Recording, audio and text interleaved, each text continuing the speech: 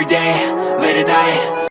On le surnomme le caviar de la Réunion. Le caribichique, évidemment. Ces petits alevins sont pêchés aux embouchures des rivières avant d'être cuisinés dans un mélange d'oignons, de tomates, de curcuma, de gingembre et de piment.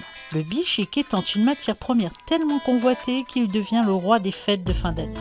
Le rougail morue incarne le plat du vendredi, voire du carré, et pourtant bien préparé, il est loin d'être le plat du pauvre ou du pénitent. Tu le trouveras souvent à la carte des restaurants. Le Réunionnais aime choisir sa morue, séchée et salée. Le poisson est vendu en miettes ou avec sa queue. Traditionnellement, il est servi avec du riz blanc, mais tu peux y rajouter des grains. Le camaron, c'est cette grosse crevette ou gambasse incontournable sur les tables du réveillon. Elle est cuite dans la sauce avec un mélange d'épices, d'ail, de tomates, avec une touche de combava. Et bien sûr, sans être décortiqué. Pourquoi ? Parce que le camaron reste dans son jus et que c'est meilleur à la dégustation.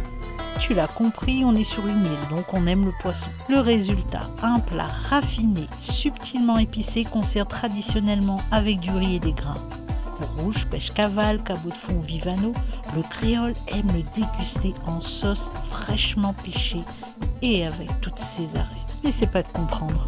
Et pour terminer mon top 10 de la gastronomie réunionnaise, j'ai nommé le canard à la vanille. Inventé il y a plus de 30 ans par une habitante de la côte Est, la recette a fait le tour de la planète. La viande de canard tendre et juteuse s'associe avec élégance à la vanille, offrant une combinaison intrigante de sucré et salé pour devenir un véritable joyau de la cuisine réunionnaise. Merci d'avoir voyagé avec moi au cœur de ces traditions. Noir trouve.